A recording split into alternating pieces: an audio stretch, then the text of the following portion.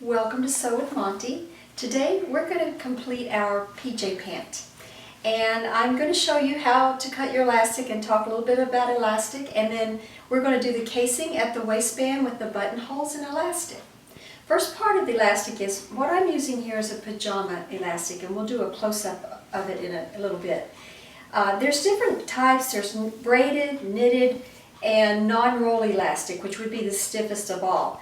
For the most part, when you cut elastic, you don't want to stretch to cut it because it puts too much tension on your body when you wear it. You want the two edges just to kiss like this, and then cut accordingly, just like that. That gives you enough to overlap and fit securely without cutting circulation off. That being said, if you're using a non-roll, you may want to add a little bit extra for the fold over because that elastic's a little more rigid and a little less giving along the skin line. So let's go ahead and go over to the sewing machine, and I'll talk to you about how to judge your elastic. Now, if you've got your elastic width here, you want to gauge how much of a turn over for the casing that you need to comfortably feed your elastic through. Now, this was originally a 1 3/4 inch turn down, but I've added another 1/8 of an inch because when I turn it over the elastic, see, I have about 3/8 of an inch layover, so I want to turn that over, and I still have to get a stitch in there. So I've added a little extra to my casing so that I can put the elastic in there smoothly and not have struggled trying to feed it through. Now, the second step is, and we've talked about this in an earlier video, we're going to make buttonholes. And I don't know if you can see them or not, but we have two little black crosshairs for our buttonholes. Now, we want to make sure we put them in the proper place. This is the casing. The buttonholes will be approximately 3/8 inch from the edge of the casing and go in this direction, go down. I've spaced them a 1/2 inch or an inch apart, 1/2 inch on each side of the seam. Now, we did the buttonhole video, but I'm just going to do a little refresher to put this together. You want to release your foot and place the pin of your buttonhole foot in here, making sure you keep your threads forward. So I'm going to put this in here, and I'm going to grab the pin. There we go. Threads again are forward. Now I select the buttonhole I want to do, and I'm going to go for 30. So I'm going to set my machine up for 30.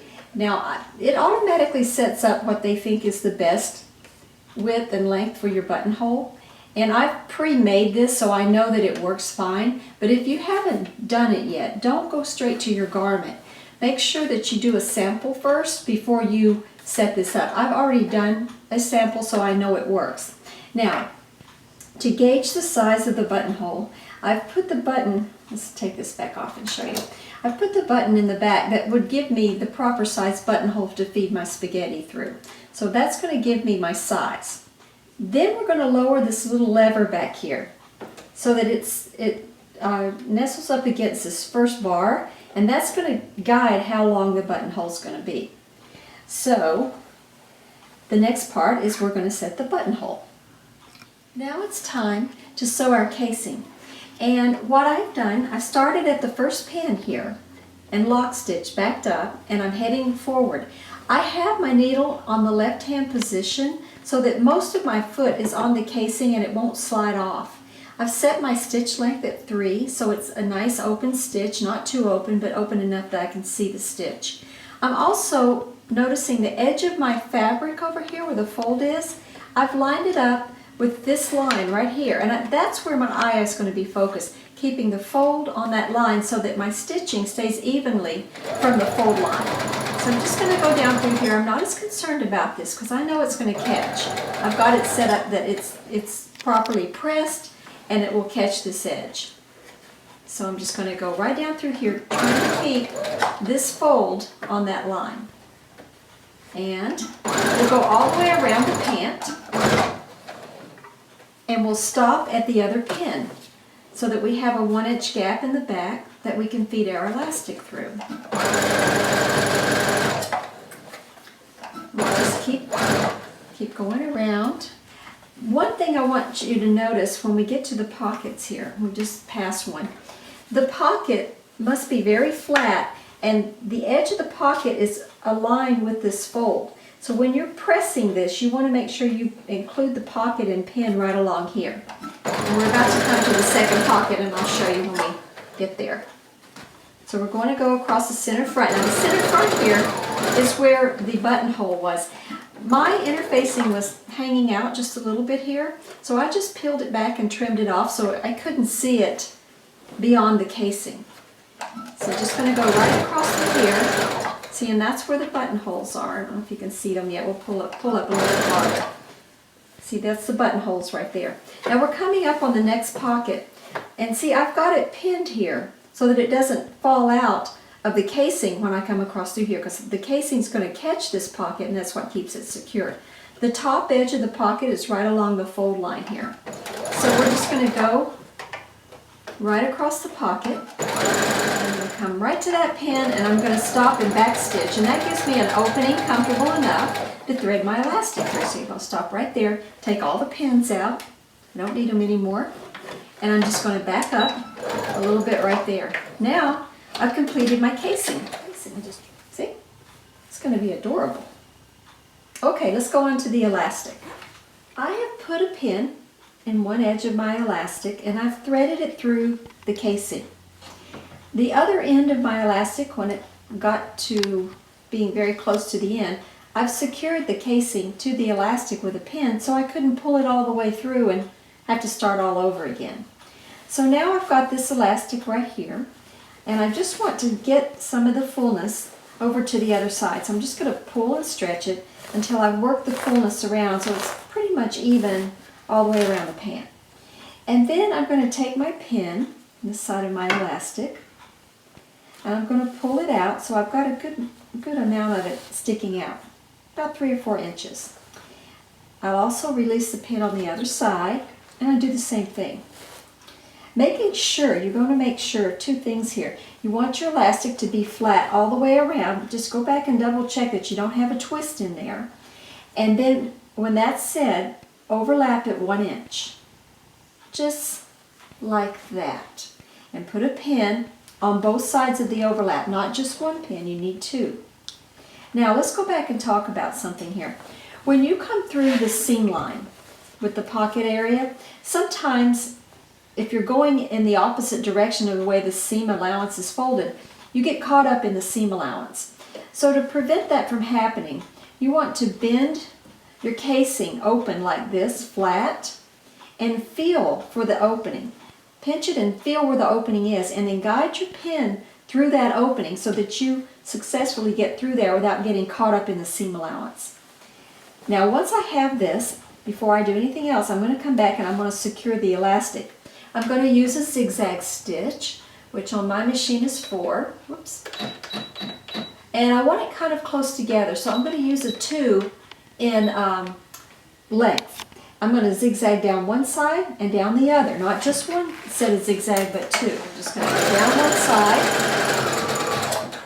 going to lock it, and then I'm going to just flip. I don't have to cut the threads. I can cut them later. It's all right. It's all going to be in the casing anyway. And then I'll take this pin out. Don't need it anymore because my elastic is being held by the zigzag. And then I just turn it over, flatten it out, and just go down the other side. Just like that. Then we're going to trim all the strings. Then when I stretch my casing and my elastic, see, it starts to even itself out. See how nice that is? And you can just roll your hand around there until all your elastic is evenly ruched in your casing. See how cute that is? It looks very nice once it's all ruched up. Now all we have to do is sew the hole in the back up. So we're going to stretch the elastic out. I'm going to put a pin right here, and I'm just going to put it back on single with a 3 stitch length, and I'm just going to stitch this hole up. Now right here I'm going to overlap a little bit of the stitch I had before and just lock it. Go about 3 or 4 stitches and then go back just a little bit and stretch your fabric out so that it's nice and flat. Try not to catch your elastic here. If you've left enough casing, it shouldn't be a problem. And you see that you need a little bit extra room in that casing because just the thickness of the ruching causes you to need the room, if nothing else. So now, after I've trimmed all my strings, I have my pant done. Now, the last thing we're going to do is hem the pant. So we'll go over to the ironing board and I'll show you how to fold and press your hem in. It's very similar to the casing, and we'll hem them. This is where your entry for your drawstring would be. Now you can make spaghetti bias, which there'll be a tutorial on how to make different ways of making spaghetti bias. I'll show you that in a separate tutorial. Or what I like to use is sometimes a shoestring. It makes a great drawstring. It's already got the little plastic tips. It's easy to get through there. You're going to need a minimum of 50 inches, 50 to 60 inches to fit through here and tie around your waist. So whatever you get, make sure it's at least 50 inches. The larger the size, the longer you need your drawstring to be. But that's the top part. Here's the short. The hem is basically the same thing as the casing at the elastic, only smaller. This is 1.5 inches with a 1/4 inch turn under. So you get about 1 1/8 and 1/4 inch hem. And I mentioned before about using a shoestring as a drawstring. This is a 60-inch shoestring for an athletic shoe, and it makes a beautiful little draw cord in the waistline itself. You can also make your own bias spaghetti and thread through here if you didn't want the contrast to show, but you can see how cute these are.